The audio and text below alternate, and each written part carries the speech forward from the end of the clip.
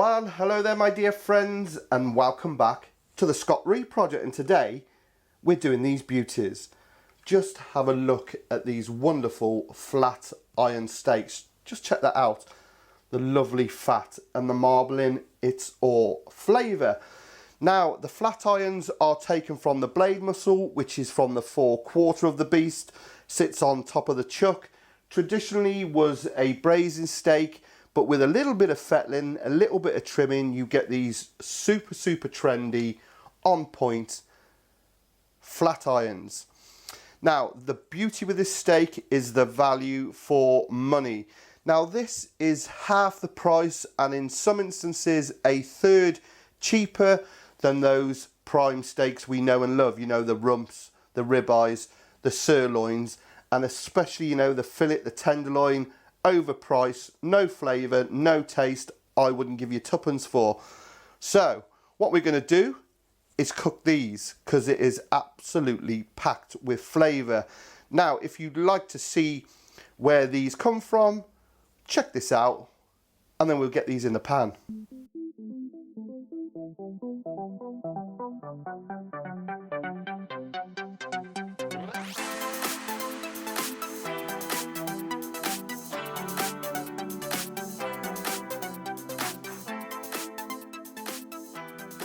Flat iron steaks. So I hear you cry, how do you cook the perfect steak?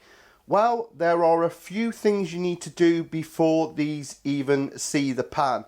And the main one, make sure your steaks are up to room temperature before you cook them. And I mean minimum, take them out an hour beforehand. The last thing you want to be doing is adding cold meat to a warm pan. You won't get the crust, it just won't cook evenly. Secondly, take it out the bag, out the packet, pat it dry with a kitchen roll, put it on a plate, lightly cover it with cling film, and like I said, leave it on your counter. Thirdly, always add your oil to the meat, never to the pan. So, bit of oil, massage it, massage it. Flip it over, same again. I'm using rapeseed oil, and then we need to season these, and that's the next tip. Be sure to season liberally.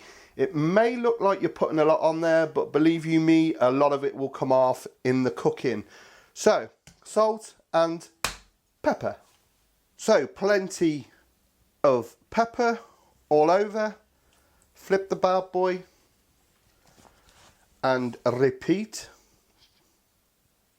Do not be scared of the seasoning. Next, plenty of decent salt. Again, liberally seasoned. And the final tip for the ultimate steak is a smoking hot pan. And it really has to be very hot, because we want to build that crust up on our steak, and we want to be able to hear this. We lay it in, just press it down, and then leave it.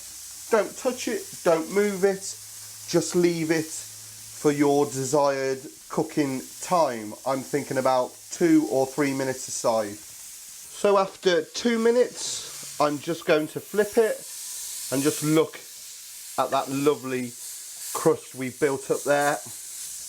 Okay then, so I've given that 2 minutes aside. I've checked it with my thermometer. I need it to go a little bit further. So what I'm going to do now is every minute just keep flipping the bad boy. So I'm looking for an internal temperature of between 50 and 55. As soon as that's reached, we will add some butter. It's coming up now to 51.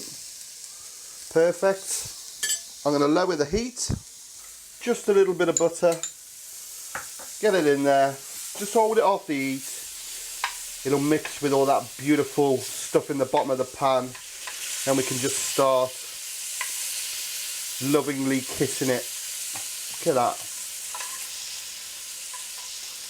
Butter,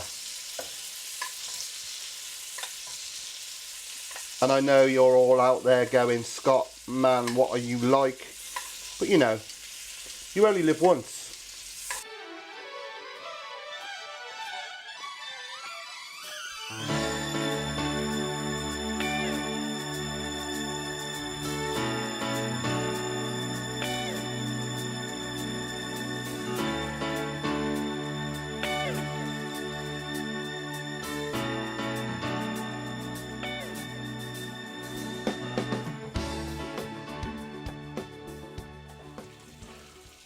Onto a nice clean plate.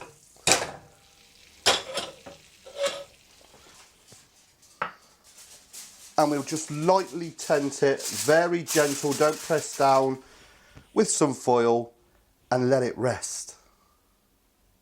You know the drill.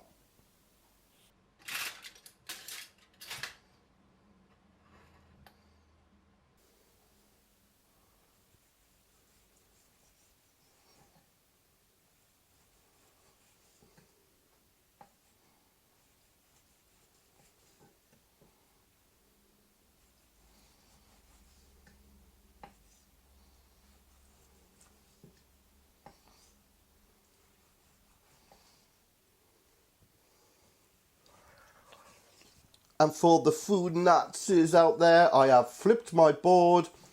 I have disinfected my knife. But I tell you what, this is something else. And those resting juices, be criminal not to give it some of that. It's unbelievable. Just look at that.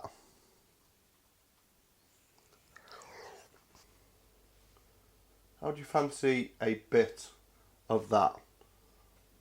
And so tender, predominantly an old school braising cut. You watch, hardly any pressure on that knife, straight through.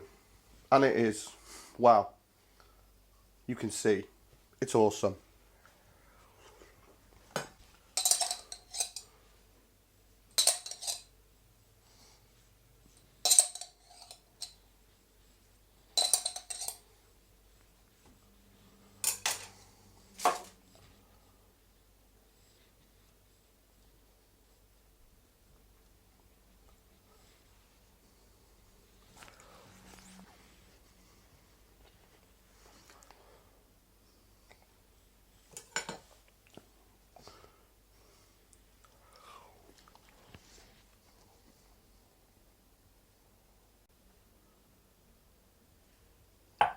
That's all she wrote, baby.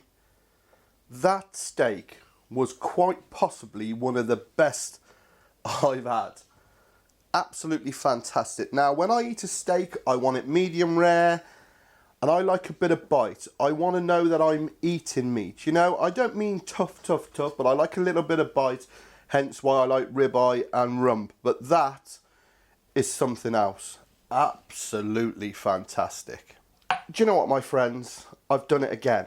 I've eaten the finished product without taking a photograph. Hey ho, you know, I got lost in the moment. It was absolutely phenomenal. Hey ho, such is life. Anyway, if you've liked what you've seen here today, please click subscribe. You'll see my beautiful face coming up down here.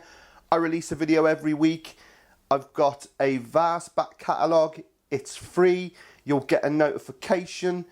Just click on my mush. Also find me on my social media on Facebook, Scott Ree and the Scott Ree Project, and on Twitter at the Scott Ree Project. So until next time, please visit your butcher. Please order some of these flat irons here. You know, I've got loads left, as you can see, and get them down your neck. They are amazing. Till next time, take care.